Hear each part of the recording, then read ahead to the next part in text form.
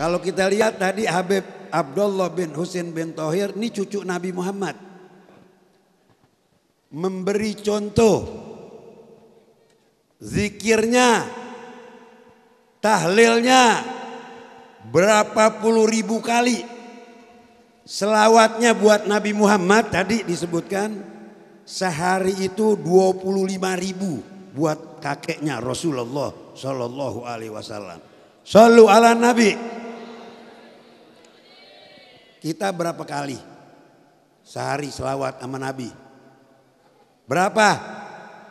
Kalau udah 1000 aja udah cakep. Yang berabe orang yang cicing wae kata orang Sunda. Dengar nama Nabi disebut tidak berselawat. Itu kata Nabi orang yang paling bakhil. Al-bakhil min ummati idza dzukirtu indahu falam yusalli alayya. Shallu ala Nabi. Nanti yang paling pelit, kalau Anda mau tahu orang paling pelit kata Rasulullah, orang paling koret kata orang Sunda, adalah orang yang mendengar namaku disebut, dia tidak mau berselawat kepada Rasulullah Shallallahu Alaihi Wasallam. Shallu ala Nabi. Jadi yang begini disebutnya Islam KTP. Islam KTP. Tidak beriman kepada Allah dan tidak berselawat kepada baginda Rasulullah Shallallahu Alaihi Wasallam.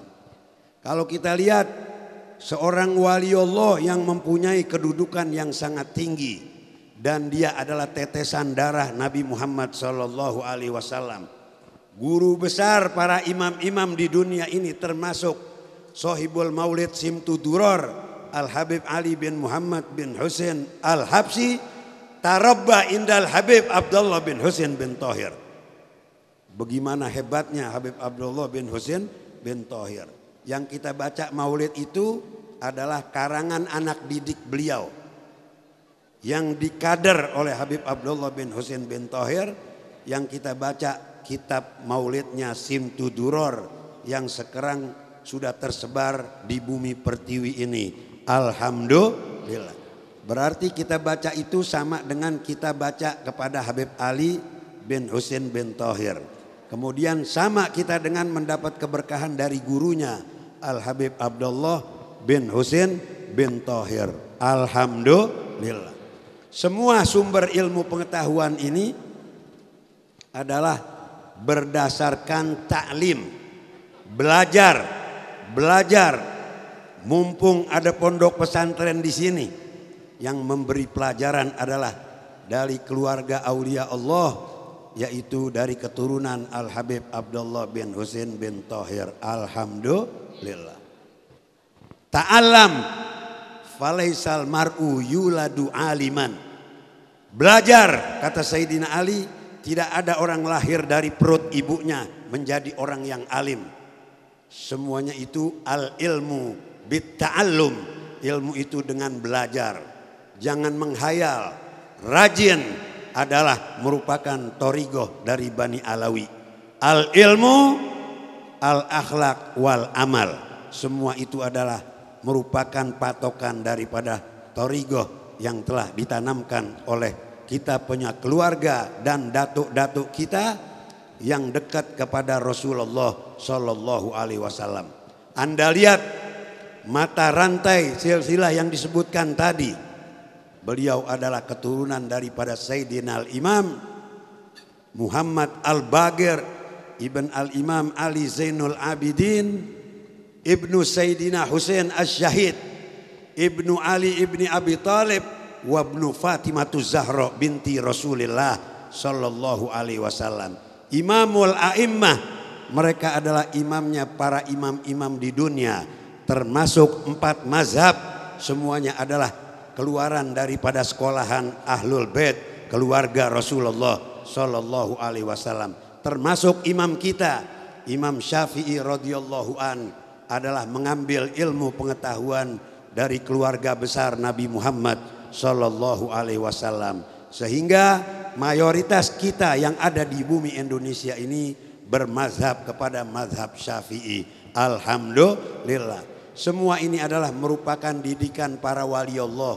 Dari sejak Wali Songo, Islam datang ke Indonesia bukan ditiup angin, tapi dibawa. Siapa yang bawa? Mereka adalah anak cucu Nabi Muhammad Sallallahu Alaihi Wasallam, yang nasabnya dan keturunannya jelas.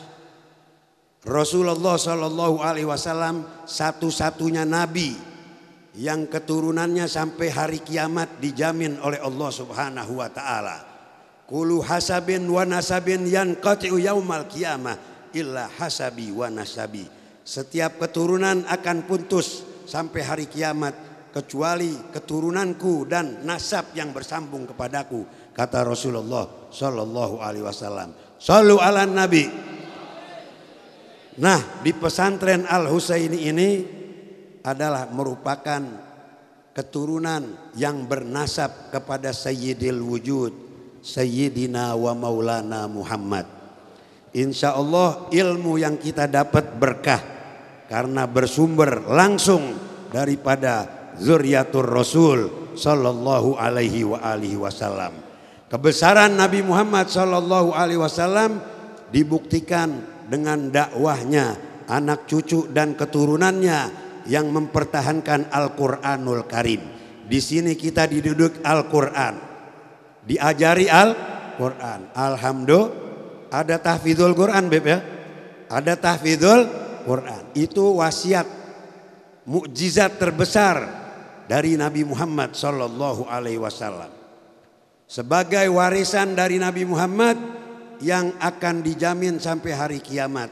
Inna nahnu nazzalna dzikra wa inna lahu lahafizun. Michael Hart, seorang orientalis, di dalam bukunya yang berjudul The 100% in History, 100 tokoh dunia, beliau menempatkan Nabi Muhammad Sallallahu Alaihi Wasallam dalam peringkat pertama. Bukan Nabi Isa, bukan Nabi Musa, dan bukan yang lain-lainnya, tapi dia menempatkan Rasulullah Sallallahu Alaihi Wasallam sebagai peringkat pertama dari seluruh manusia-manusia, 100 tokoh yang ditulis di dalam sejarah. Kemudian beliau mengatakan, Pak, ini bukan orang Islam, orientalis. Kalau orang Islam udah pasti mengagungkan Nabi Muhammad Sallallahu Alaihi Wasallam. Aku menempatkan Nabi Muhammad di dalam tuliskanku ini dalam ranking pertama karena Nabi Muhammad aku anggap satu-satunya manusia yang sukses berdakwah sendiri tanpa didukung oleh siapapun. Nabi kemudian membawa Al-Quran sendiri, dihafal sendiri Al-Quran oleh Rasulullah, dan Al-Quran suci itu ditulis oleh Nabi Muhammad Sallallahu Alaihi Wasallam. Di zaman Nabi Muhammad telah dihafal oleh seluruh sahabatnya. Quran itu tetap bertahan sampai sekarang sesuai dengan yang turun pada zaman Nabi Muhammad Sallallahu Alaihi Wasallam. Shallu ala Nabi.